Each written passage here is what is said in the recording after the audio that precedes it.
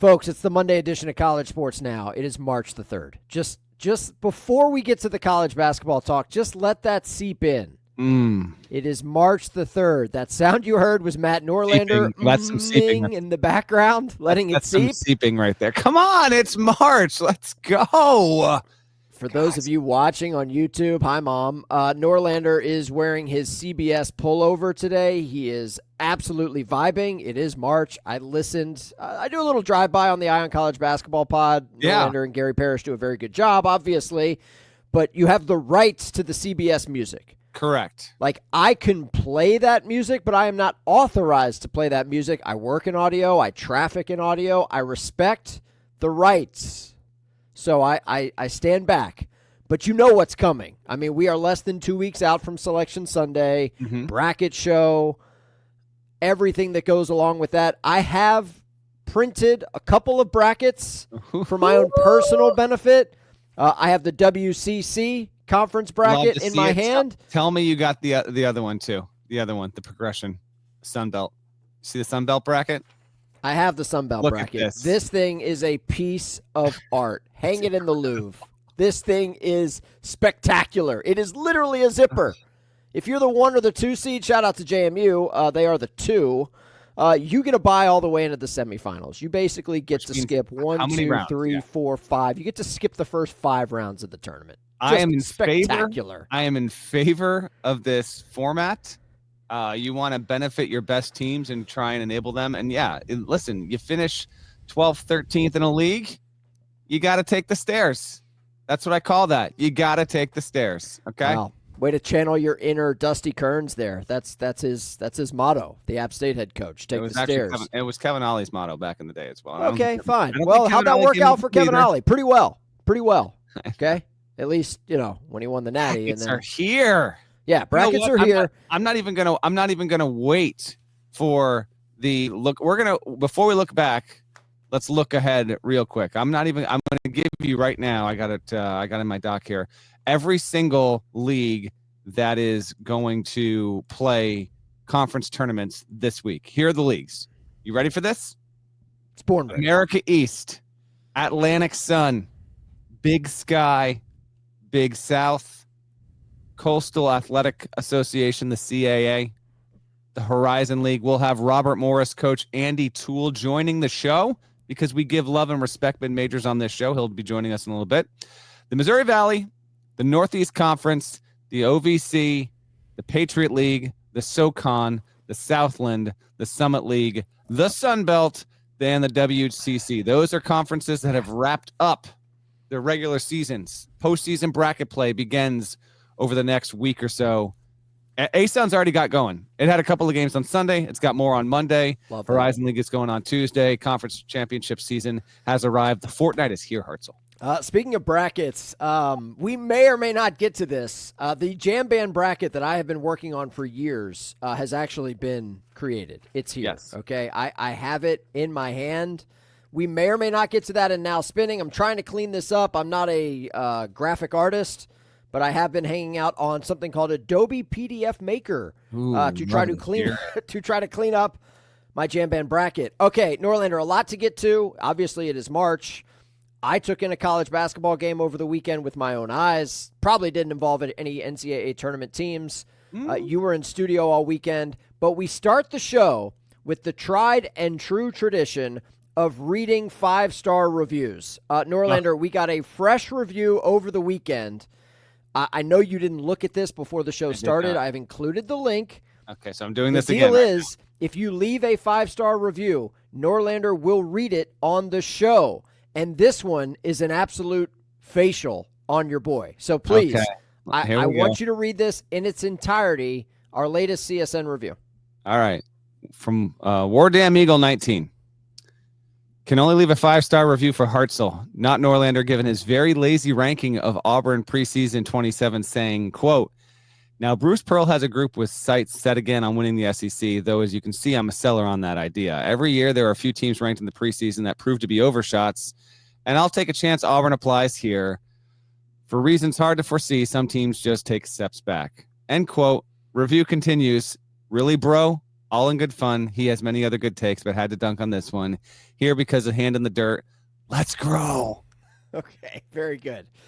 So, thank you, War Damn Eagle 17 for your review. Norlander, was that really your preseason take on the soon-to-be number 1 overall seed in the Big Dance? Yeah. Oh no, this is one of my biggest misses ever. Maybe my biggest miss ever. I did have Auburn 27. I had Iowa State 21. So those are the two teams hovering in that preseason top 10 conversation that I faded hard, and I missed on it. Now I had St. John's 11th in the country. I hit on that. I had Michigan top 20 when no one thought Michigan would be one of the 3 or 4 best teams in the Big Ten. I hit on that. I also had Wake like 12 or 13. I missed on that. So you get some, you lose some. We appreciate the 5-star review. I saw Wake with my own eyes over the weekend. The Joel was not really alive until the very end. They escaped at home against Notre Dame. Wake Forest is at Duke tonight. We will talk about that game. I'll give you a sneak peek, Norlander. I'm not allowed to bet on college sports because I work in college sports. But what if I told you, cue the ESPN 30 for 30 piano. Dun, dun. What if I told you I could get you Wake Forest plus 20.5 at Cameron tonight, playing for their NCAA tournament lives? Would that do anything for you? I also don't bet on college sports, college basketball especially, and I want nothing to do with that line because Duke could win it by 30. Duke's won 3 games in a row by 35-plus points. I understand, but that is chunky, okay? Chunky. I'm just saying that's a lot of points. Okay, let's talk hoops. Sunday games, we will recap the weekend. I thought Sunday was interesting, most notably because Illinois went to Ann Arbor and put it on Michigan, won by 20 on the road. And if you're an Illinois fan, Norlander, you're thinking, this is the Illinois team that I want to see heading into March. Positive vibes, impressive stuff, going to Chrysler and winning by a dub on the road. What'd you think? Thought it was extremely impressive. Statistically, it was as well. Illinois, this was the second most points it had won on the road against a ranked team while being unranked themselves in school history. The other one came on February 20th, 1954 against number 10 Iowa. It was clear cut. It was definitive. Didn't allow Michigan to get itself caught up in a close game, which Michigan wins every single close game it plays. And Illinois really, really did need that kind of win. Not just to win on the road. That was one thing in general. It was after the slumps and just getting rocked recently. It got right at home against Iowa previously, but Iowa's not a tournament team. Before that, lost to Duke by the largest margin in school history. Got rocked at Wisconsin, got handled at home against Michigan State. So they had taken some tough L's. Illinois gets a good one. Now 19-11 overall, 11-8 in the Big Ten. The seeding situation for Illinois will be interesting because they wrap up. They only have one more game in the regular season. They play Purdue, and then they're all good to go before the Big Ten tournament. So if there's any nicks, bumps, bruises, and scrapes with Illinois, should theoretically be able to get well before bracket play starts. And then it's good enough to win the Big Ten tournament. It's also good enough or bad enough to get bounced in the first game. So I'll be interested to see what happens with Brad Underwood's team over the next 2 weeks because they seem to have a pretty wide variance overall. If you're curious on the metrics as we sit here on Monday morning, Illinois' average in KenPom, Torvik, and BPI comes out to 19.3. So on balance this season, a top 20 team in the country, but it has been wildly inconsistent and got aberrationally hot from 3 en route to one of its most valuable wins on Sunday. Now, the other disclaimer for our listeners, Norlander, which I know you know this, but Illinois has been sick. Like, these guys have been unhealthy. They have been not well. Wasn't there a game where they didn't do the handshake line? They were so sick. There was that. I talked to Brad Underwood about this before the Duke game. He said it got so bad. He didn't. I'm going to make this much more crass than what he said, but basically, you're going to have to drop the explicitity. I'm going to use the S word here. Do it. But basically, one of the players had an immediate bout of diarrhea in game and shit himself before he could even get back to the locker room, like in the tunnel running back. It was coming out. So they were dealing with a lot of coming out of both ends. It went through the team. It took like more than 3 weeks when guys were getting sick. They were staying sick for 4 or 5 days. So that was a part of it as well. Well, I mean, my 5-year-old doesn't listen to the show, but if he did, he'd feel a lot better about himself. Okay. Yeah. It happens to everybody. Illinois 93, Michigan 73. The other Big Ten result of note on Sunday was Michigan State handling their business against Wisconsin 71-62. This game was in East Lansing. Norlander, if you're spinning this forward to the Big Ten tournament, which is, it's Indy this year, right? Not Chicago. We're in I believe it is Indianapolis. Indy. Yes, I think that was the case. I mean, choose your fighter. Like, I obviously not everybody in the Big Ten goes to the postseason. Sorry, Washington. You get to stay in Seattle this year. But, I mean, you could make your case for, half a dozen teams to run through this thing in the Big Ten. Michigan State today has a 1-game lead on Michigan for the top seed in the Big Ten tournament. But impressive stuff in East Lansing. Yeah, what are your thoughts on, I don't know how much of the game you caught, but maybe you caught the highlight. Cohen Carr only had 4 points. 2 of them were quite dramatic on the dunk. Have you seen Cohen Carr's leaping ability, Hartzell? I have not. He sounds like a white guy. Very much not. Cohen Carr, not a white guy. He is the most electrifying dunker in college basketball.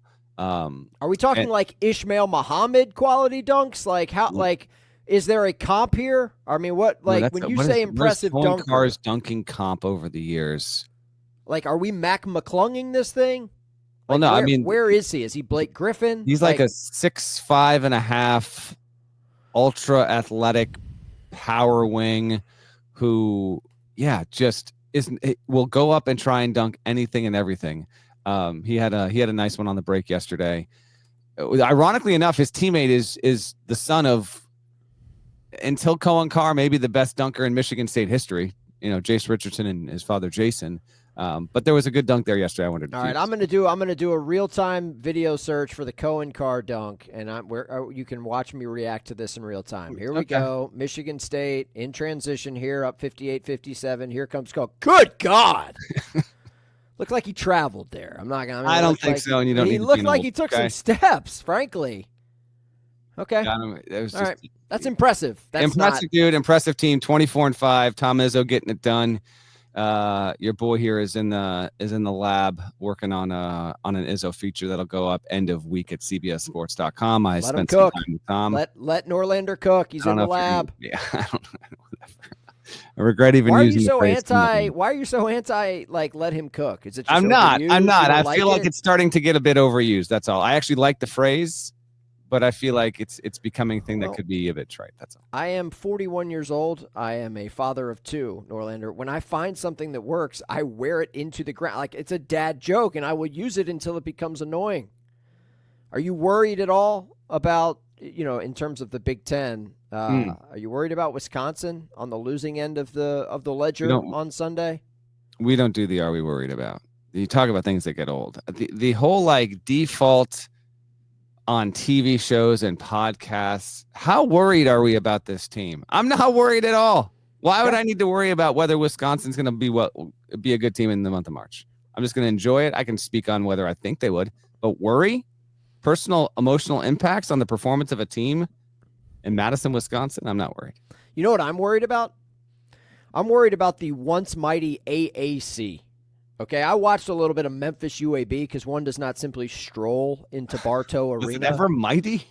Well, it used to have Houston. Okay, like the AAC, not that long ago. Used to have Louisville.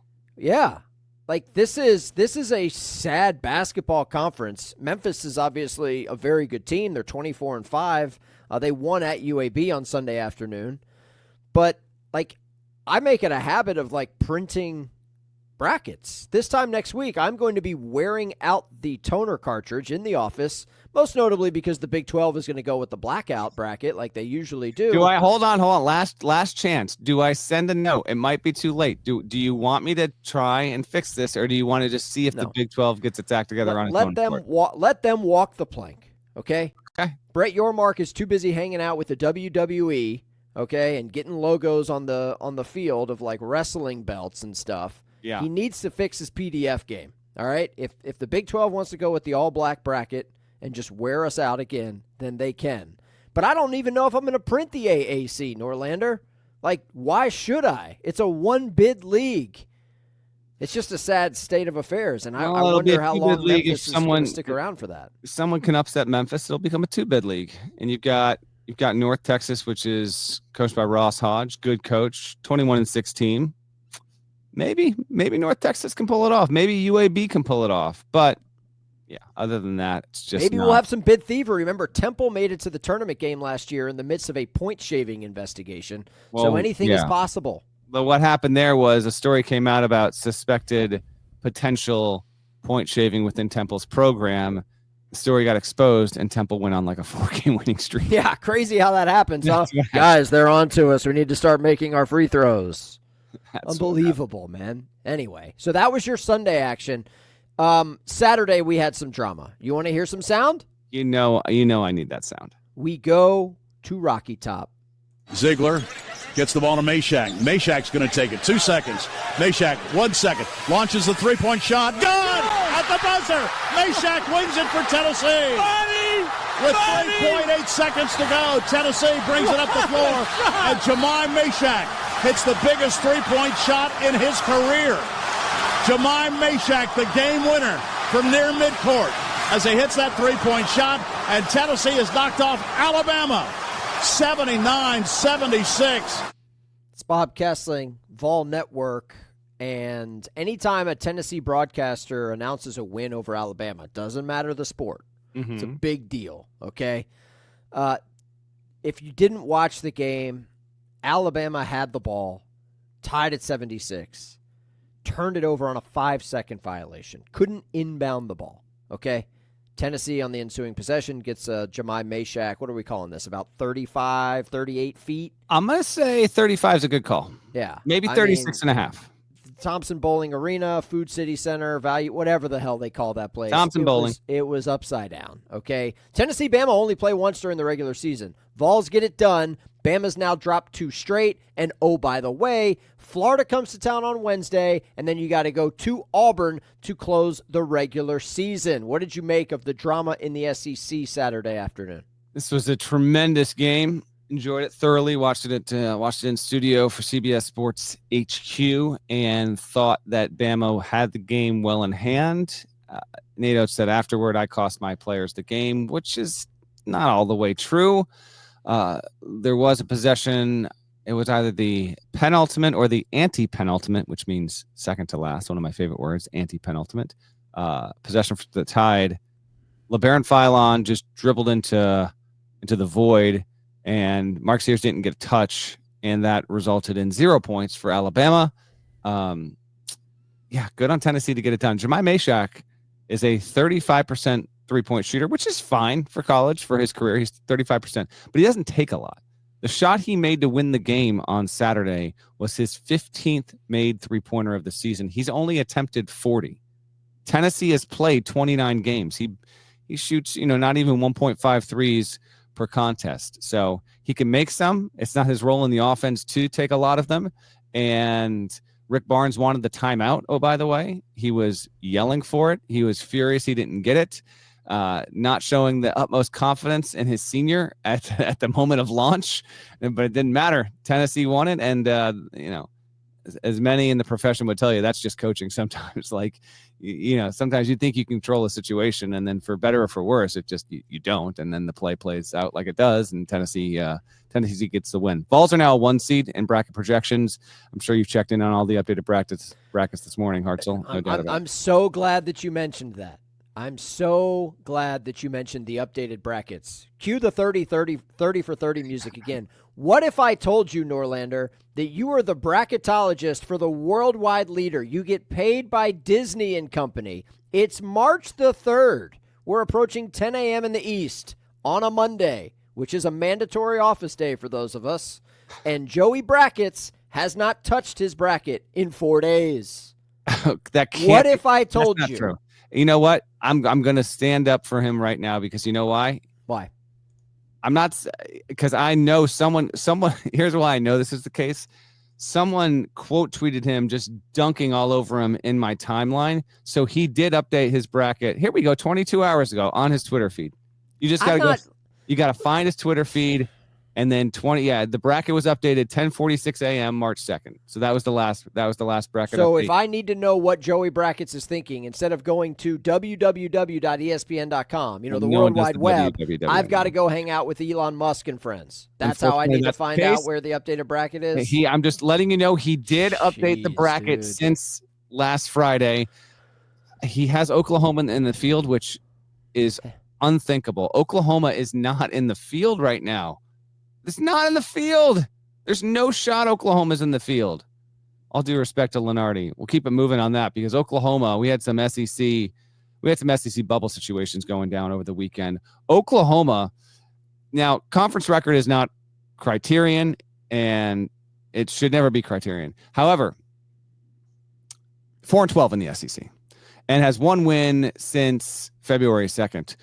Sooners blew the game at home last week against Kentucky and then go on the road against Ole Miss, and they lose 87-84. There was a flagrant on a jersey tug near the end that really enabled Ole Miss to secure the game not getting to overtime or even losing in regulation. Sean Padula hit a big triple near the end, and Porter Mosier's team went 13-0 in the non-conference, didn't lose a game, didn't play an ultra-challenging schedule, but did beat the likes of Arizona and Louisville and Michigan, all teams that are going to easily make the NCAA tournament. But the Sooners have been a mess inside league play. They have been able to win on the road against Arkansas. Okay, not great, not terrible, whatever. And have home wins over Vandy and Mississippi State. But that's about it. So Oklahoma's got Missouri at home in Norman on Wednesday. Mandatory got-to-win situation. Then they play at Texas with another double bubble game there. So that was notable on the SEC bubble. And then speaking of Texas, also not in the field right now, has lost 6 of its past 7. Got absolutely rocked by Georgia, and Georgia also, Georgia as a result is now in the field for the here and now. Mike White's team got it done, but Texas is falling apart. Arkansas is falling apart. Arkansas lost on the road against South Carolina in a completely unacceptable no-show of a game, 72-53 against the worst team in the SEC. And how many halftime points for the Razorbacks at South Carolina? 14, 1-4. It's not going to get it done, guys. 14 on the road at halftime. It's insane. In fact, I think through the first 30 minutes of the game, Arkansas was at 34 points. They went on a hot streak near the end to get it up to 53. 24 points through the first 30 minutes of the game. 24 points. 24? Yeah. Joke. And Arkansas, get him out of my tournament right now. And this is not Don Staley's Colonial Life Arena that they were playing at on Saturday. This is Lamont Paris's. Okay, it's a different vibe. Very different vibe. How different? Maybe an extra 10,000 people or so. South Carolina got absolutely waxed. I'm glad you brought up Texas, Georgia. Proud of you, buddy. Proud of you for digging around in the SEC bin to start the show. I'm always in the bin. I'm wading through the bin. I have this theory about Texas. You tell me if it's true or not.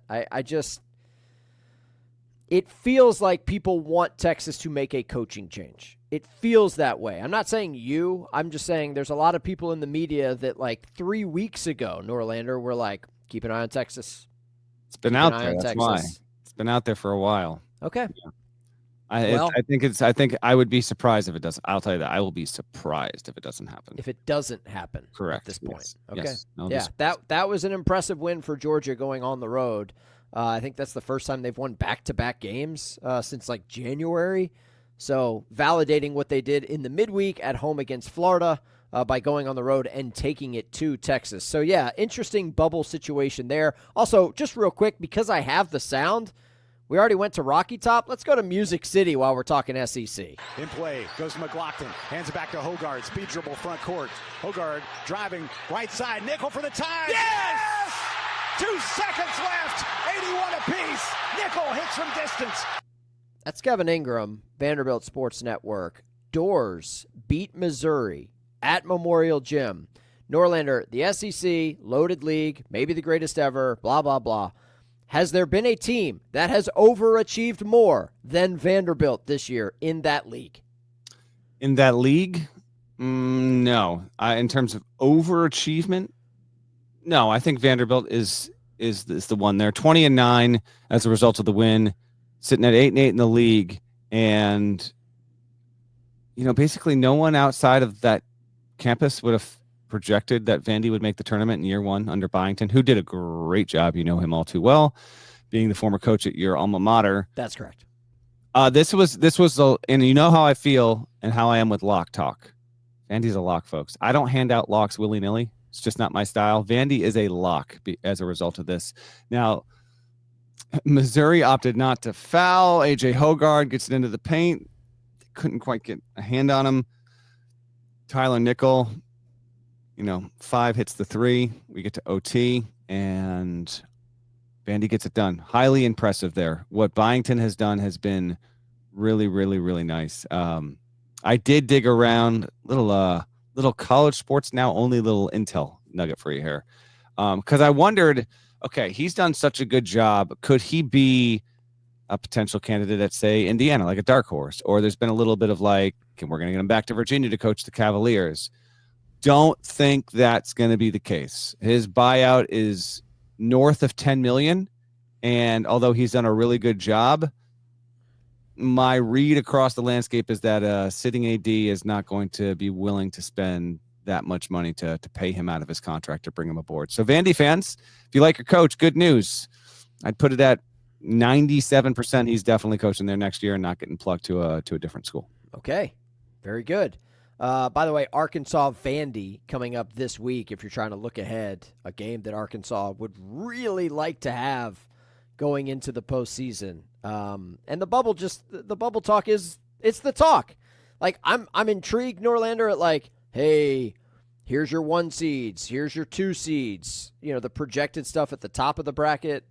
But right now you've got teams that are literally living and dying in terms of their NCAA tournament outlook on the results of every game between now and the end of the season, which is fascinating stuff. Again, it's March the 3rd, man.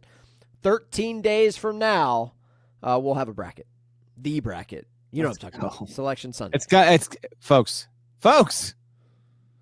it's going to come fast. Just be ready. I'll say. 13 days. What else from Saturday? We've spent plenty of time on the SEC. Everybody knows it's the best basketball conference in America. You want to give some love to Texas Tech? You want to give some love to St. John's? What else from Saturday stood out to you? You were in studio all day. How about that? How about we do it this way? I'm looking at Saturday's results, and I'm gonna say I'm gonna read them in order of what felt like it meant the most or had the most impact as it was playing out. I would say Auburn beating Kentucky the way that it did would probably be at the top of the list of games we've yet to talk about. Miles Kelly went off 30 points.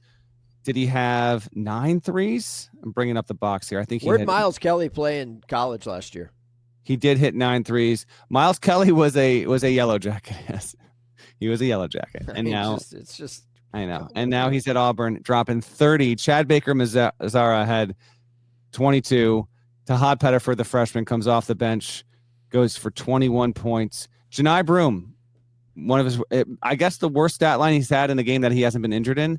9 points, 6 boards, 3 steals, an assist and a turnover. They didn't need him to be awesome, and they win going away. Auburn has locked up the number 1 overall seed. This was fait accompli weeks ago, but now they could lose out and they're going to get the number 1 overall seed. Kentucky will not have Jackson Robinson for the rest of the year. He's got the wrist injury. Without him, Kentucky is 19-10. Interested to see what happens with Mark Pope's Wildcats over the next 13 days. Home against LSU on Tuesday, should win the game. At Missouri to close out the regular season on Saturday, then the SEC tournament. It's going to have at most 13 losses, which won't happen. It'll beat LSU. But Kentucky could go into the tournament as a 12-loss team. It could be ripe for a one and done. And what's interesting about that is that Mark Pope has never won an NCAA tournament game. Now you don't have Jackson Robinson. It could be matchup dependent. Just keep an eye on that. So that one of the Saturday matchups to me stood out the most as the day was playing on. And then I'd say Iowa State over Arizona, 84-67. Just a good get-right game for Iowa State, no doubt about it. They had just a really good all-around game. They shot well from the outside. They got Keyshawn Gilbert back, who wasn't even a big factor, but they got him back playing well. Taman Lipsey had himself a nice ball game overall, had a couple of good shots, had 8 dimes as well. So I thought the Cyclones beating Arizona was good for that team psyche, and that I think that fan base needed to win. of that kind of level. Kansas got beat at home by Texas Tech 78-73. Yes. KJ Adams finally had himself a halfway decent game, but it just wasn't good enough. DeJuan Harris still didn't produce well enough. You had Darian Williams, who played well. JT Toppin, he fouled out, but he had 21 points and was really just all over the floor and a menace. Texas Tech hoisted 43 3-pointers in this game, and they made 15 of them, so that's good for a 35% clip. It was enough. Kansas is now 19-10. It's the first time Kansas under Bill Self has hit 10 losses before. Most seasons Kansas doesn't even hit 10 losses, but it's the first time Kansas has hit 10 losses before 20 wins in a season. And then this prompted, among other things, Zeke Mayo to post some messages he received on the frequent hate machine that is Twitter. And some of the stuff was, frankly, obviously completely repulsive, vile, inappropriate, racist. You won't go on down it. Then Bill Self released a statement late Saturday night that said, in part, direct your disappointment toward me and only me, but also, we've got a couple of games. I'm feeling good about our chances. They play Houston tonight, and he didn't go after the online behavior. Like he didn't. I don't know. It didn't hit all the right notes for me. I was surprised by the tone of that. But Kansas, yeah, if you are just checking in on college hoops, you listen to the show, and you're generally aware of Kansas because you're not a Kansas fan, just know that fan base is in absolute melt mode right now, and understandably so. Yeah. And the team itself, I mean, they're as you mentioned with the 10 losses, they're struggling, man. They've lost 3 of 5. Texas Tech went into Fog Allen for just the second time in program history and got a win. And that's kind of been the state of affairs in that league. It's like, hey, Kansas is down. We're going to get their ass. And I've been sitting on this one all year, Norlander, but it is March. Kansas is sputtering, and I've been saving this drop. I haven't used it in the show this whole time. So, Kansas. You've got to buck up, man. You cannot drag this negative energy into the tournament. Figure it out. Can you figure it out? I don't know if Kansas can figure it out. Got to buck up, man. You got to buck up. Couple other results from Saturday worth talking about. Xavier beats Creighton 83-61. Oh, here we go. X-Men. Here we go. Bubble Hey. watch. Definitely. I wouldn't have him in the field right now, but that was a big, 22-point win at home over Creighton. Message sent. Next two are at Butler, home to Providence. If Xavier wins its next 2 games going into the Big East tournament, it will be a 21-10 team, and I think it will be in the projected field for most brackets. Some folks have them in. I think Palm has them in the field. I would not, as of right now. I really don't think I would have Carolina. No. I know that sounds. No. I would have Carolina in the. How about this? I would have Carolina ahead of Xavier in the pecking order right now. I would. If you really look at the resumes and what the teams have done, I think UNC right now is just a half pace ahead of Xavier. Carolina beat Miami over the weekend. Miami's so what? helpful. I could beat Miami I know, right now. But UNC's won 5 in a row, so we'll see if they can get something done later this week against Duke. And then you know what? We didn't bring up a couple of results that we didn't bring up on the CBS show that I want to bring up here. Louisville did beat Pitt. Now Pitt is done, and they have been done, and this team just hasn't been able to do anything. But Chucky Hepburn went for 37 in this game, and I think he hit 6 threes. He went absolutely off. The kind of performance that could help him vault into all ACC status. He has 6 of 6 from 3, 37 points, 4 boards, 4 assists, pair of steals. Awesome game for Hepburn in some obscurity because, Louisville's doing just fine, and it's still just a game behind Duke in the ACC standings. But that game had not a ton of urgency because Louisville's in the field and Pitt's nothing. And then I had some Boise State fans find me. Boise State won on the road against Fresno. So we talk about bubble teams. Broncos in the field right now, they were able to get a win. But I wanted to specifically bring up a couple of results that I know we didn't talk about on the Sunday CBS show. And I know there's no shortage of folks who listen to both pods. Those who do that, I genuinely appreciate you opting willingly to spend this much time with me. I'm only hoping you're going minimum 1.5 speed on your boy over here. What about you? Do you know what you sound like in 1.5 speed? Norlander? I do. I've been curious because I'm a 1.5 listener. And generally speaking, like podcasts, I'm a 1.5 guy. So I've wanted to know what I sound like. Yeah, it's a lot, frankly. It is a lot, but you also got to realize that I'm often, I say this lovingly, GP's got a lot to say. You got to fight for your right. I understand. Get in there. So yes, I gotta. Yes. My word count's got to just words per minute, man. It's got to be going. No, I hear you. By the way, Jerry Palm is our preferred bracketologist here on the show, not just because he works for CBS, but because he actually updates his bracket on the internet when you're supposed to. He updated on Sunday morning, and his last four in: Xavier, Baylor, Boise, Arkansas, in that order. First four out, according to Jerry Palm: Nebraska, North Carolina, Wake Forest, and Ohio State. Any real issue or beef with Jerry Palm's bubble situation? I mean, Wake Forest should not be in the first four out. They should be well beyond that, frankly. I'm just saying. I'm looking for the. So this is from Sunday's update. I'm looking right now. Hold on.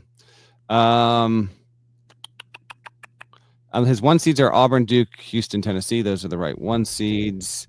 And then they make me click through on this thing before we get to. Yeah, CBS has got some ads now. Y'all got to pay some bills. Hey, I'm aware of that.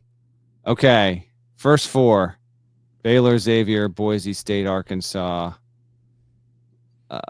And then the first four out: Nebraska, Carolina, Wake, Ohio State. So who does he not have in his first four out that is even further out? Who am I missing here? It feels like there's a team not there. Who is it? It's got Ohio State feels a spot too high there.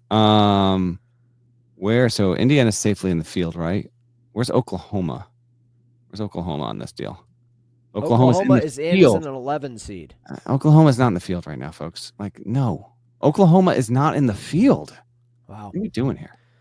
Does Porter Moser know how you feel about him and his squad? I mean, you're just putting it out there, man. A lot of anti-Oklahoma vibes. It's not a tournament team right now. Okay. I don't know what to say. Whole body of work, I get all of it. Oklahoma's on the field. At a certain point, the amount of losses that you have, they matter.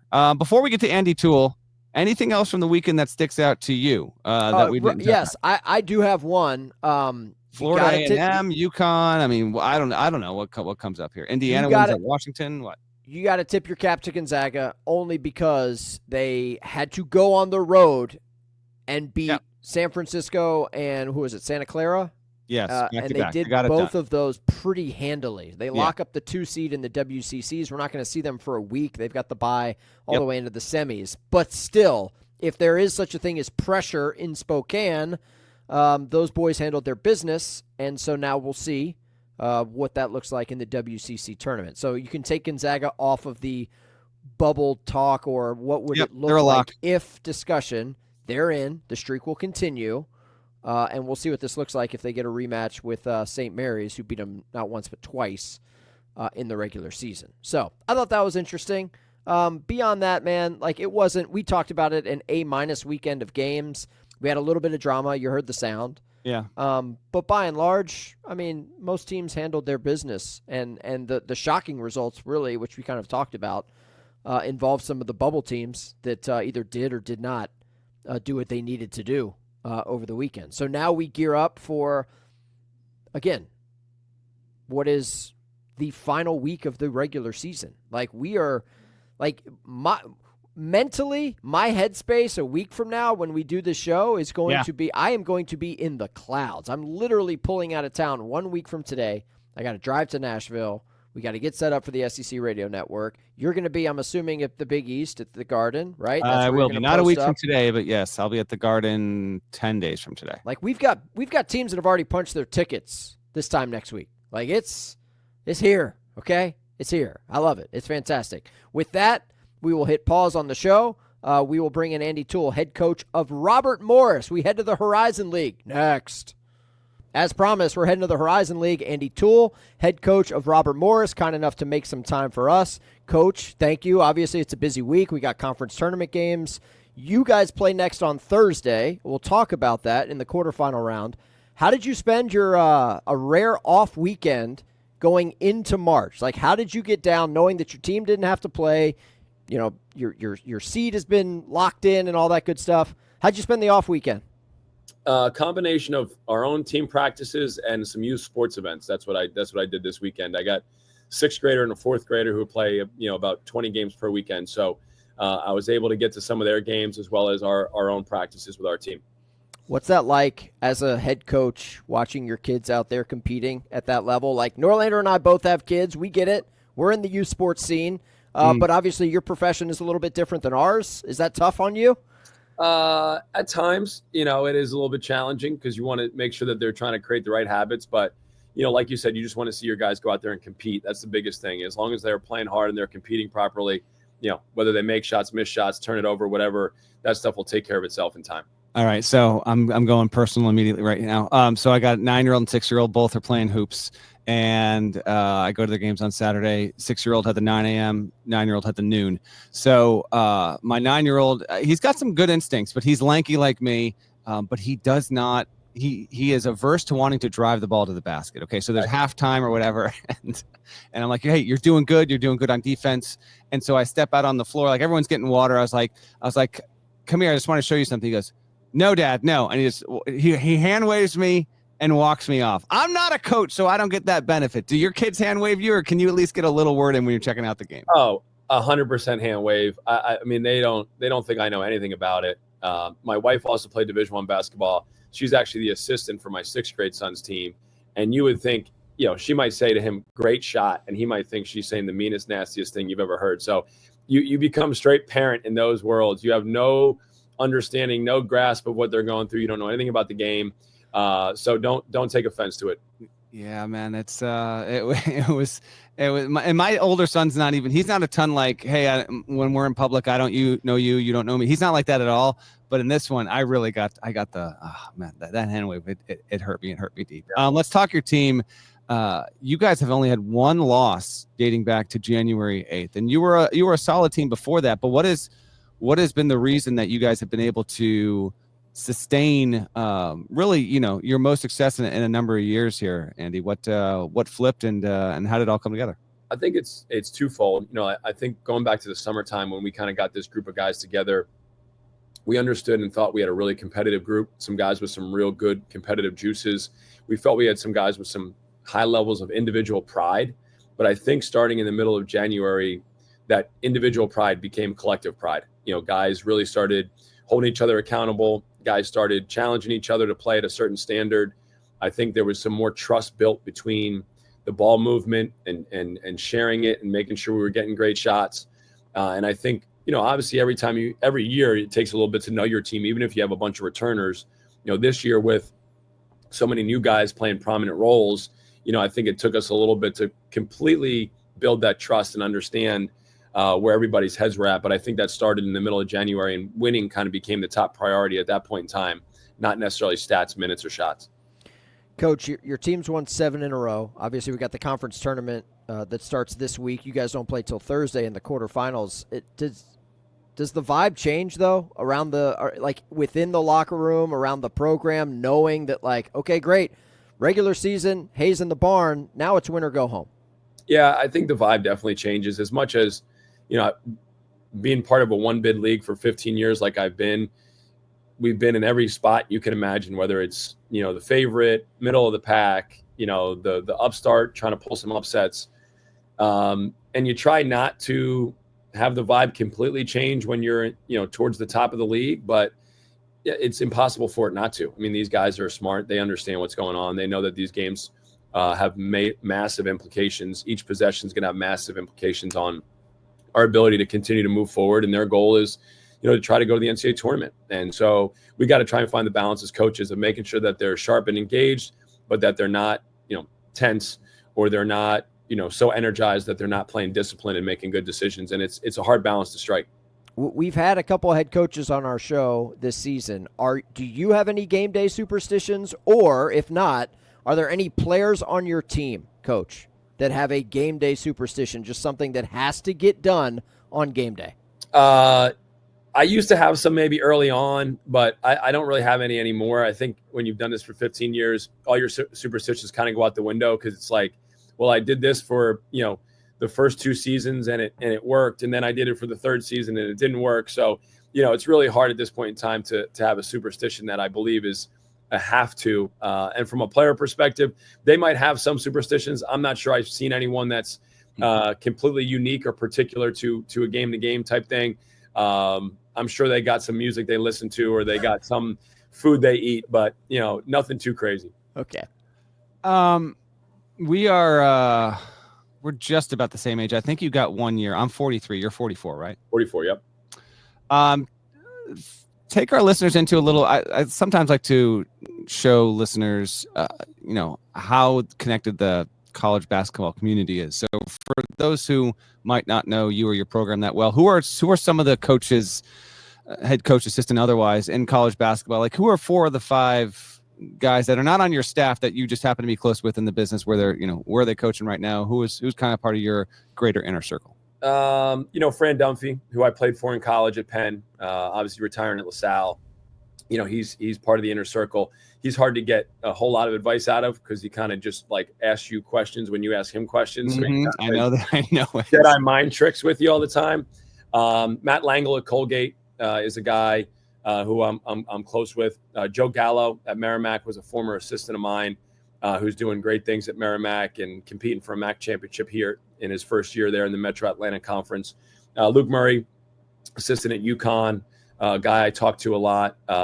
Rob Senderoff at Kent State, Pat Scarry at Towson. Those are guys, kind of that are, in similar leagues to me, facing some of the similar challenges that I bounce stuff off of, whether it's with NIL or, how you're handling transfer portal, or even ups and downs during the season. So those are some guys off the top of my head that I kind of rely on a lot. There's a lot of good humans in there, and you're near the top of that list as well. And between, like you and Scary in particular, if you can break on through and make the tournament this year, that'd be incredible. You have previously made the tournament.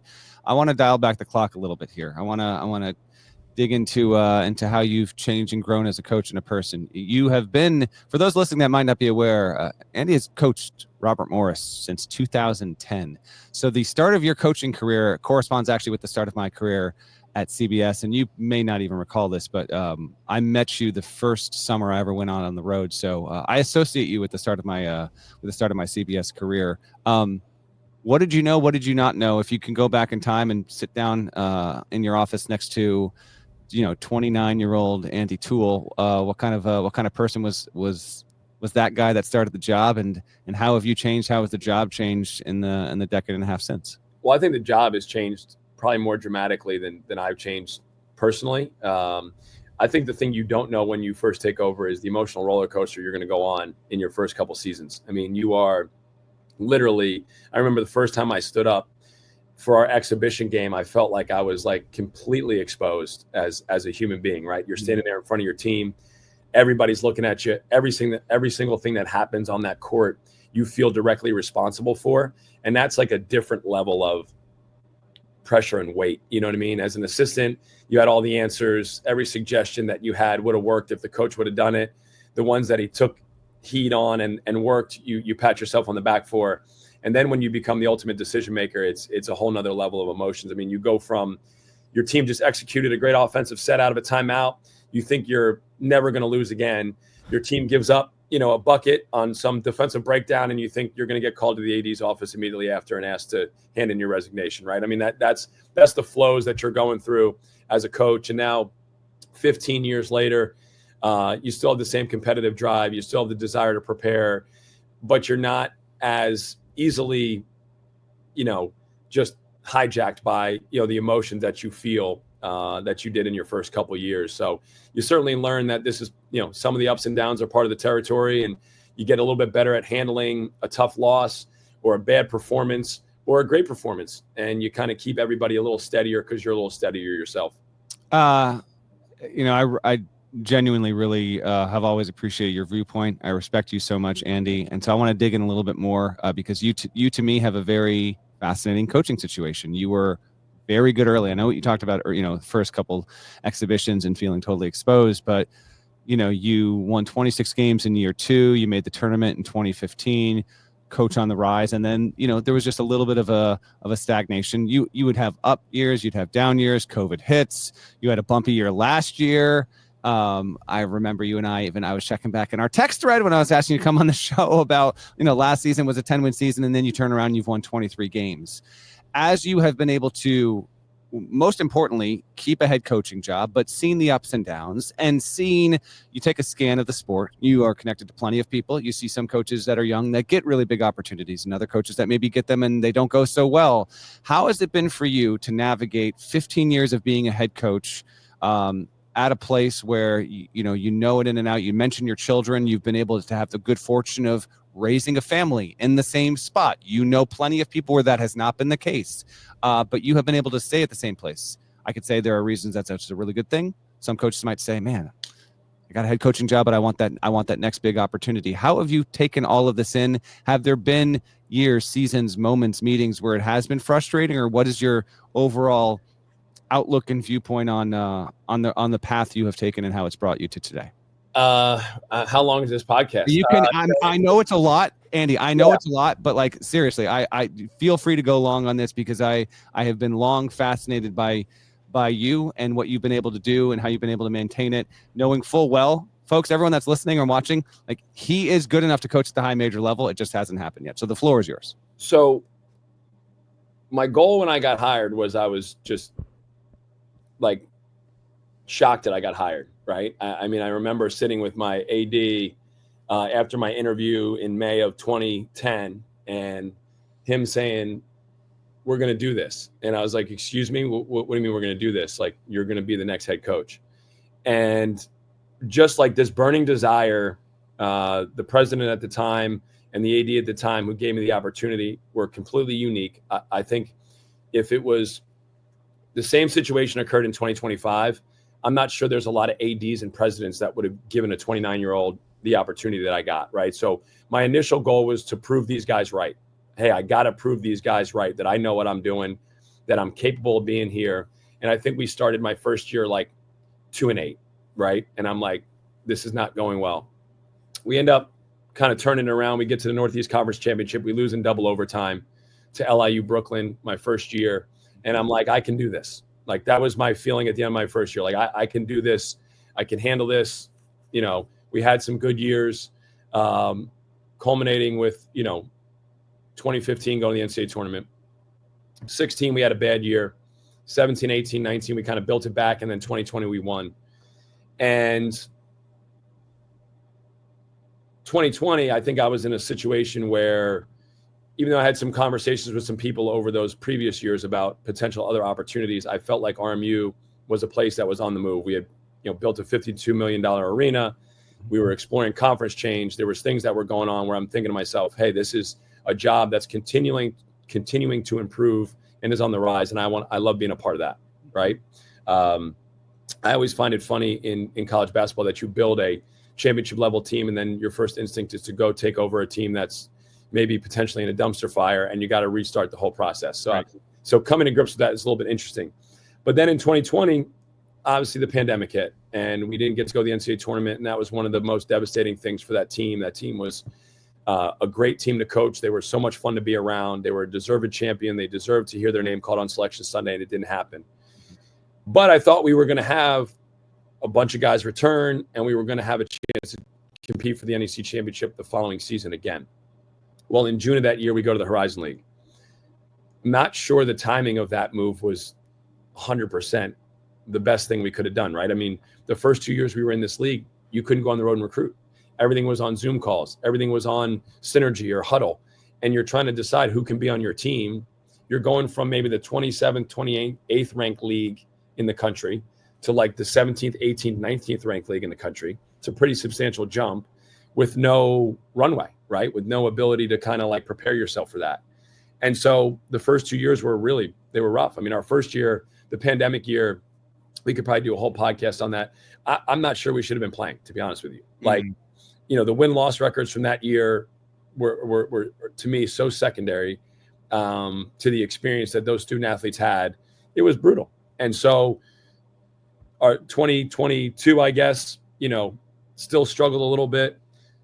2023, we came in sixth place. We were 10-10, and I thought we had kind of established ourselves in the league. We finished 500 in the league. We lost in the quarterfinals to Cleveland State in an overtime game that we had a chance to win.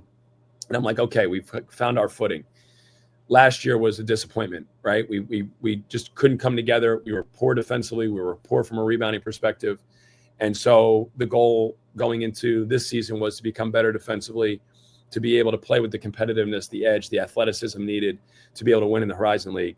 And that's what we've done. And again, you got to be fortunate. You know, we were able to hit with a couple of recruits who have really, you know, embraced their roles and established themselves as really good players in this league. We've gotten fortunate. We've won some close games, but it's been a journey. You know, it's been a challenge. Are there days that you sit there and go, man, how come I haven't gotten an opportunity that other people have?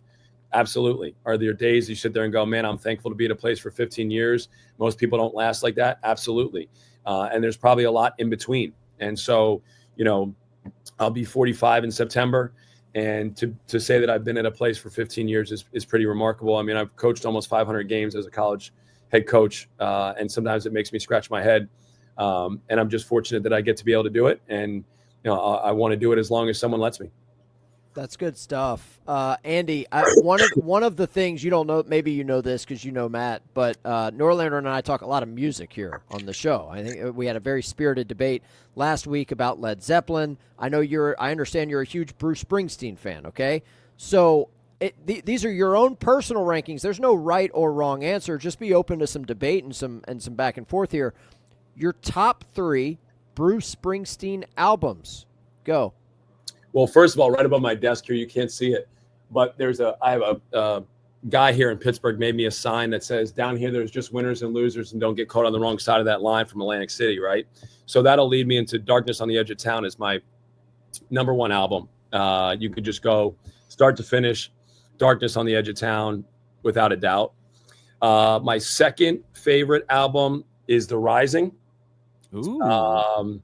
My birthday is actually September 11th. So 9/11 was my 21st birthday. So that's a little bit of a, you know, I'm from New Jersey and in the New York, New Jersey area. So there's just a little bit of a connectedness that I have with The Rising and that whole situation. And then I would have to say that Born to Run would be my third favorite album. Hard not to have Born to Run on anybody's list. But the great thing about Bruce is that he's the most situational musician maybe of all time, right? Like there's Fridays in the summer that I'm driving home and you got to put on Greetings from Asbury Park because it's 80 degrees and you have the windows down and you want to hear, you know, Spirit in the Night, because that's just getting you into the mood for, you know, a great weekend in May or June or July. And then there'll be times where you're driving home in the middle of the winter time and it's dark out and you just lost a tough game and you got to put on Nebraska because, you know, that's your mood, right? And so, you know, whatever mood you're in, you know, he has something that's able to provide the backdrop and the musical soundtrack for. I was going to ask, like, what does it take for you to put on Nebraska, right? Like wife hears Nebraska in the background and she's like, oh no, Andy's depressed. Like I got to let him be for a little while. She's so tired of my Bruce fandom. It's unreal. Last May he was in Pittsburgh and like one of my bucket list things was to bring both my sons to the concert. Yeah. And she was like, she's come to concerts with me before. She'll say that's the happiest that she's ever seen me as a human being is when we're en route to a Bruce concert. Yeah, so she completely crushes me on it. But both of my sons have become fans, and we brought them to the concert. And they knew the hits. They didn't know, you know, the deep cuts, but they knew the hits, and we had a blast. And it was like a full circle moment for me because Bruce went back on tour the summer of after my freshman year of college, so 1999.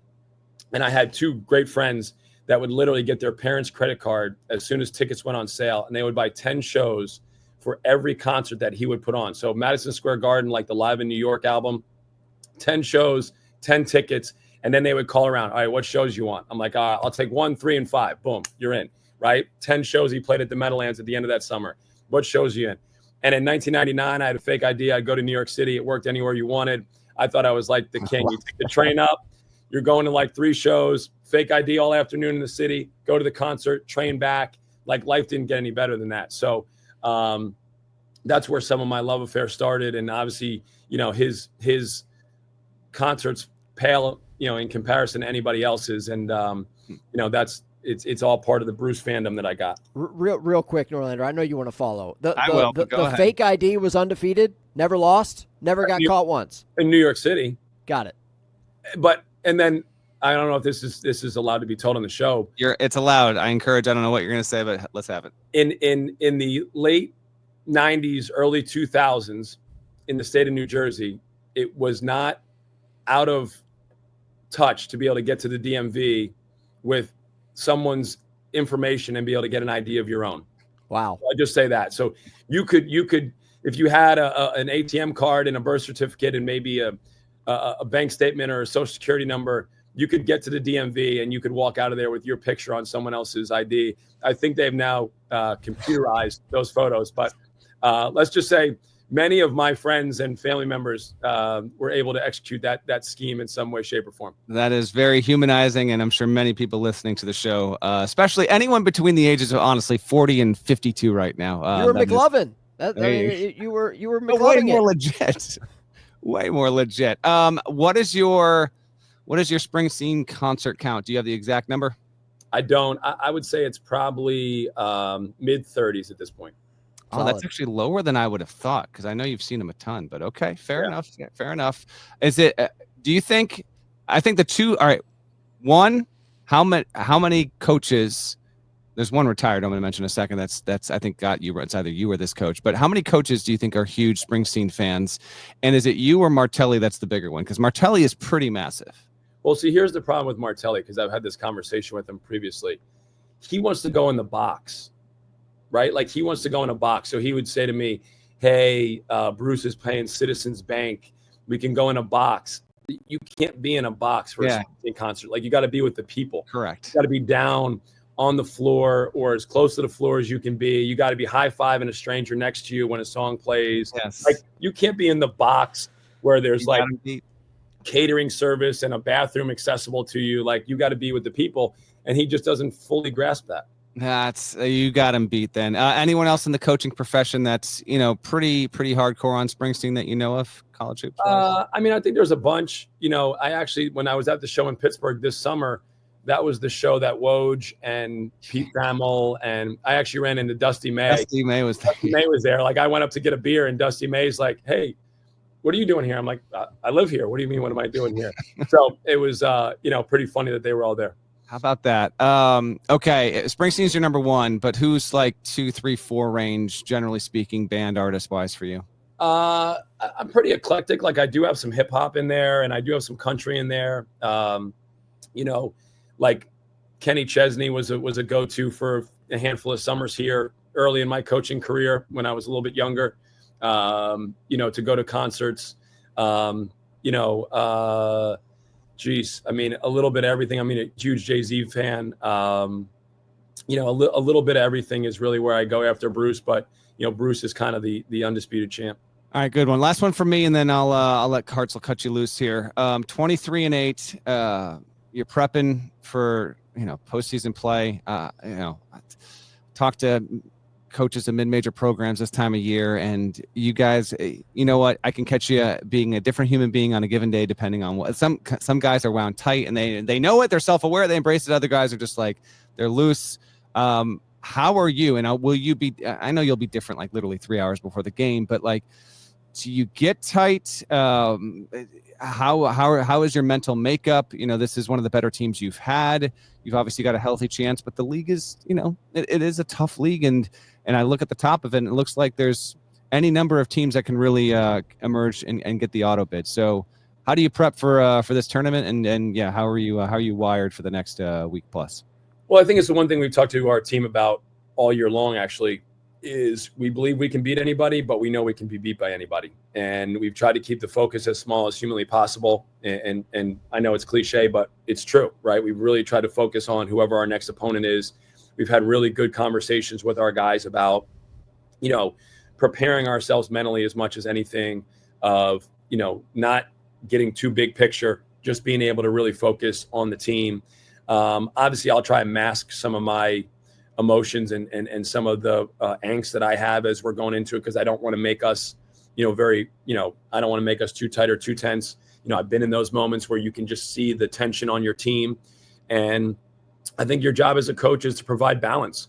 And so anytime you don't think your team is energized enough or passionate enough, you're trying to infuse that.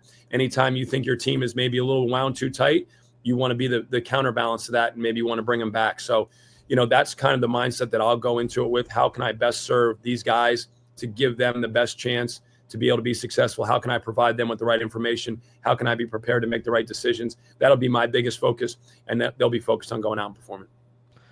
Coach, I don't know if you knew you were signing up for 30 minutes on a Monday morning, but thank you for being generous with your time. Best of luck on Thursday and beyond in the Horizon League tournament. Thank you very much. I appreciate it, guys. Thanks for having me. Andy, I appreciate you. And, I hope I get to see you later this month in the NCAA tournament. We'll talk soon. Thanks, man. Appreciate it. Thanks, guys. Appreciate it. All right. Thanks, Coach. There you go. That's Andy Toole. That's Andy Toole. Really good dude. RMU. Really good coach. He deserves another NCAA tournament appearance, and I'm glad he was willing to open up a little bit there. There aren't a lot of guys in his spot in college hoops, and by that I mean got a job early, late 20s, early 30s at a mid-major, have managed to stay on for a decade and a half, and broadly speaking, just tracking the coaching carousel every year, and you got to have a good team, obviously, and all that. I'm not saying it's right. In fact, I think it probably isn't right. And maybe Andy winds up getting he gets an opportunity at a bigger school eventually. I meant what I said. He is good enough, the way that he runs his program, and knowing him, he is good enough to coach at a high major level eventually. If he does what I think he can do, he'll one day wind up there. But you get into a spot where you're in a mid-major league for a long time, and then you don't get a bigger job, and it's like, well, is he really the candidate for this kind of gig there? So, I think there's a lot of benefits to your overall home life, getting to say you lived in, like, I talk to coaches and the ones that are, either assistants that are bouncing place to place, or, they move from one place to another. There's a lot of benefits. Don't get me wrong, but man, do you hear about sometimes how tough it can be on wife and children when you have had to just merely living in 3 different places over an 8-year span, let alone some guys literally will go like 5 places over 12 years. Andy Toole has been able to be in Moon Township, Pennsylvania for the past 15 years. And when he was going back and talking about when he got the job and all that early on stuff there, I covered the LIU over Robert Morris NEC championship game my first year at CBS, and it's wild to think about the journey he's taken. So hope our listeners appreciated that. He is a mid-major coach. Robert Morris isn't exactly going to bring in a ton of ears intentionally, but cool dude. Love talking to him. And some coaches, I say this lovingly as well, some coaches are just they're weird human beings, and it benefits them, and I actually like a lot of their quirks. Andy Toole, exceedingly normal human being. So I always appreciate talking to him and checking in with him. So Hartzell, thanks for here's why I think that's cool. One, we do the show during football season. Good luck getting any football coach to talk to you, any of it on the record, about even off the record. Like, people are in that sport are so guarded, so paranoid, and so uptight about what they do and who they are. There's a handful of people that are open books, but few and far between. So one, I find that contrast striking. We've talked to multiple head coaches on the show, not just this year, but in previous years. These are normal people who have a high pressure and high paying job. That's one. Two, there are dozens of Robert Morrises out there. And what I mean by that is there are mid-major single bid league teams that are a couple wins away from getting to the big dance, getting that ticket punched. And then after that, man, who knows? Like, we all know about Loyola Chicago, okay? We all know about FAU. We all know about these teams, VCU, George Mason, UMBC. Like, pick your Cinderella, man. FGCU. I don't like whoever. Choose your fighter. I think it's cool because there are scores of programs like that are on the cusp of, like, they're all dreaming about it. Just like as a kid, you and I were like dreaming about our team going on a postseason run. These are people that actually can, that can actually alter the future. They're in control of it. Winning, losing, the margins, like all of that stuff is fascinating. This is March. This is all going to play out on the hardwood for the next couple of weeks. But I think it's a very cool glimpse into what these guys are going through what that program is on the verge of embarking on. Yes, there are teams out there that are sitting on 4 wins that have no business sniffing the postseason. But Robert Morris has had a hell of a year, and if they don't bring it on Thursday night, their season's over. Yes. So, like, that is the duality of this, man. Those are the margins. So I think it's great. That's why this sport is so fascinating, and that's why it gets that. This is why the next couple of weeks are just so good, the drama. So very cool get by you. Thanks to Andy Toole for, again, I don't know if he signed up for 30 minutes, but he got it. So yeah, he was great. And like they went 10-22 last year, and in our text history, not to get like, and this is barely off the record, whatever. Like, just checking like, hey, you doing okay? Everything, hearing murmurs that, maybe it could be a little rocky. He's like, no, I should be good. The only his words were something like, the only murmurs are some reporters that might be trying to stir the pot and all that kind of stuff. And then you look up a year later, they're 23-8. They're doing a great job in the Horizon. Really cool stuff. He was big time for coming on. Want to look ahead? Monday, Tuesday, Wednesday, what we got on the slate here? I've already told you, man. I think Wake at Duke tonight could get interesting. Duke does not play competitive basketball games. I understand why they're favored by 20 points. However, this is a Wake Forest team. My Deeks, okay? I've taken a lot of shit for Wake Forest basketball this year, okay? There are people in this office who graduated from Wake Forest who blame me for their plight the last 2 weeks. Back against the wall. Win, and you're not necessarily like a lock to go to not a lock. A win, and they're in the field. Win in the field. Yeah. You put yourself back in the discussion. I think they're Wake is in the Duke field in the here and now. If it beats Duke on the road, Wake would be in the field. I think you're going to get max effort from Wake tonight. That's all I'm saying. I'd like to see it. Houston, Kansas, are you going to get max effort from KU tonight on the road at H-Town? And if so, is that enough? Houston's absolutely rolling, dude. These guys are a problem. Problem. You look at the Big 12 ledger. It's Houston at 17-1, and then Texas Tech and Arizona are 4 games behind. It's a joke. Yeah, Houston. 2 games to go, and they got a 4-game lead in the conference. It's Houston's incredible. hitting their stride, man. They're that remember that bizarre Texas Tech game? That's the only thing that's between them and a perfect Big 12 record right now. It's true. It's true. It is that close. So that's your Monday night slate. No, Wake, I knew 7, you were going to do Kansas, this. Hold Houston on, I knew 9. you were going to do this. There's one more. If you want to see Angry Mick Cronin, there's a chance that Northwestern gets a little bit frisky. That's a 9 Eastern Monday tip. That's all. UCLA Northwestern, 9 Eastern, Fox Sports 1. Hey, Mick's been quiet. He's like the volcano where they got knocked off kind at of Purdue. like. I'm just glad he doesn't have to, see the Statue of Liberty. I'm just glad. Well, you know what? You look at the Sears Tower instead. Tower. Yeah, exactly. Don't call it the Willis. It's the Sears Tower. What do you got on Tuesday night? I'm looking for a game, man. Okay, here we go. Auburn at Texas A&M. Cash Bar Buzz has been slipping lately. Did you see the can, whatever he was drinking out of sideline on Saturday? No. Cash Has he Bar changed Buzz. it up? Cash Bar Buzz. At the time he had the blazer on and the vest, but he had a can that looked like, those like tiny, what are they, 6-ounce soda cans they sell now? It looked like that size, but it was covered. I don't know if it was I think it was intentionally covered. So I don't know what he was drinking. There was white. There was some sort of white covering around it.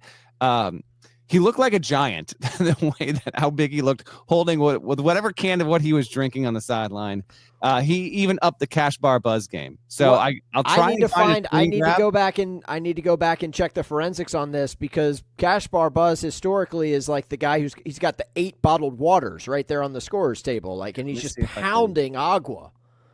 So I don't know if anyone took a photo and shared it on social media. I will uncover what that man is drinking. Doing a drinking, buzz search on Twitter unexpectedly isn't bringing up what I'm looking for here. So. I will dig around and I will get you the answers to what we're looking for. Auburn, Texas A&M is 9:00 in College Station. Doesn't matter if Auburn loses or not. Auburn's been blowing out really good teams in the SEC night in, night out. Iowa State, BYU at 9. At Hilton Coliseum. That's a good game. BYU's a fun team. So that has my attention. Tuesdays have always been good. Even like CBS Sports Network. New Mexico at Nevada. Nevada's not a great team, but New Mexico on the road. It could get a little squirrely there. There's a lot of good stuff on Tuesday's loaded. Indiana, Oregon. Georgia, don't pull in Arkansas. Georgia plays at South Carolina. Don't get upended there. Arkansas at Vandy, all up and down the roster. We got quality stuff across the board on Tuesday. I mean, Wednesday's pretty loaded too. Maryland, Michigan, 6:30 tip at Chrysler, Florida, Bama. That's in Tuscaloosa. That's at 7 o'clock. Bama's lost 2 in a row. So if you lose this one, you got to go to Auburn to close out the regular season. I mean, you lose Bama this one, you don't have a chance at a 1 seed because Bama's not going into Auburn and winning, I don't think. And yet I'm still not worried about Alabama in the NCAA tournament or the SEC tournament for that matter. That's a big time game. And if Florida were to win, Florida 1 seed, lock it in.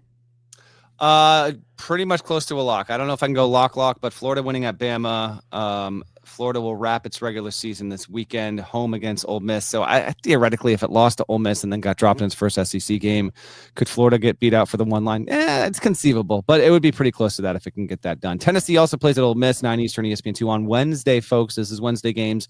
Oklahoma hosts Mizzou, and a game where apparently Oklahoma can lose it and still be in the field. Marquette plays at UConn, 8:30 Wednesday night. Fox Sports 1. Xavier at Butler, CBS Sports Network at 7 Eastern. Notable because Xavier's got to win the game in order to keep up with its NCAA tournament credentials. And then not a ton else I'm looking here on Wednesday. I wouldn't say there's too much else. Tuesday's the best. Wednesday's a close second. Monday's even got some stuff to keep an eye on. So, yeah, man, final week of the regular season, and you get the best of both worlds. You get that, plus you got bracket tournament. The fortnight has begun. Yes. I mean, if you're not locked into the first round of the Sun Belt tournament, ULM and Louisiana on Tuesday night. I'm doing a drive-by. Are you living? I mean, this thing right here. I mean, this is glorious right here. Shout out to the Sun Belt. You have perfected this thing, man. You really have. You love to see it. Top 2 seeds get buys into the semis. That's living. That's how it should be. Norlander, are we back on Thursday? Normal cadence for this week. We're back. Next week's going to get weird. We'll talk about that when the time comes. We're back Thursday. We're back Thursday, and we normally get Borzello on one of these episodes. So either Borzello Thursday or Borzello next Monday. One of the two. I gotta hit him up and see which one he wants. Okay. You got to do the coaching carousel discussion like we do every year. That's fine. Yeah, I'm here for that. We can save the jamband bracket stuff for later in the week because we. I feel like we touched on the now spinning with Toole a ton. We got the I just need some advice on how to promote this thing. I feel pretty good about the content. I really do. There's going to be some haters out there that are like, why do you have acoustic hookah as a 15? Clearly they shouldn't even be in the field. But like, generally speaking, like I feel very good about what I have. I just need to know how to promote this. So marinate on that. We'll talk about it on Thursday. Okay? We can. I still haven't seen the bracket, which is intentional. I don't want to know yet. I just got 2 more that I want you to kind of reveal for me. Okay. Because there's a band that in the 90s was instrumental in, I think, increasing the jam band scene to an extent. And I think it has jam band qualities. I'm just curious if you put them on. Is Blues Traveler in the bracket? Blues Traveler is not in the field. Okay. I think it's debatable whether it should or shouldn't be. I will reserve judgment on that call once I eventually find out the full-on list there. Like, I didn't put Pink Floyd in the field either, okay? I think that's fair. I think Pink Floyd... See what I'm saying? Like, there are people that are going to be like, well, what about... And it's like, look, I understand that you dabbled, but you're not... am I going to put Jimi Hendrix Experience in the field? No. Like that, they jammed. They're not a jam band. I can't put Derek and the Dominoes in here. You got 1 album. You got a couple of sessions. Like I can't put you in the field, even though you did jam. One more. This band is insanely talented. And when it comes to like jamming, they're ridiculous. I wonder if you actually did it. Is Snarky Puppy in the field? Snarky Puppy is no. They are not in the field. Should they be? I've never even heard of them. Excuse me? Oh man, Snarky Puppy is insane. Now they're more like jazz, funk, world fusion, rock, jammy on the side. You wouldn't think of them when you say jam band, but like if you brought up every single band and its best iteration in your bracket of 64, and it was like a true like head-to-head tournament, like let's just see what you got on stage. Snarky Puppy is like a 3 seed at worst. See, But I'm not saying they should be the in. entire jazz genre, though. Like I understand why you can make that argument. The jazziest jam band that's in this field is Medeski, Martin, and Wood. They got to be They got to be in the bracket. That's no surprise. Snarky Puppy, by the way, has like 13 members, so it's like one of those kind of situations. Like I've got Lettuce in the field, but that's Lettuce more is funk obviously than gotta be in the jazz. field. Okay, Is Soul Live in the field? Soul Live is in the field. What if I told you, okay, over or under Soul Live on the 7 seed line? To me, Soul Live should be a sub 7 seed. Personally, to me. They are a 6. Now, no. I think that I would have had him as like an 8. You would have had him below. Wow. And I love me some Krasno. Don't get me wrong. I'm a Rubber Soul Live. If you have not familiarized yourself, among their original work, they did an entire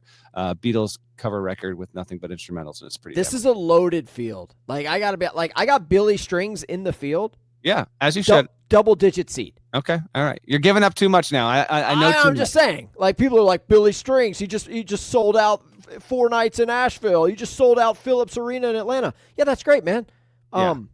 Not a top 5 seed. I mean, body of work. Like you can't just jump in and jump out all of a sudden. So anyway, all right. This is an elongated tease. We're gonna get to it eventually. Don't worry. Jam band bracket's absolutely loaded. I just need to work with AI on the artwork. I got to find a way to clean it up, make it look presentable. Thank you to Andy Toole, head coach of Robert Morris. For Norlander, I'm Hartzell. Enjoy these games. We will talk to y'all on Thursday.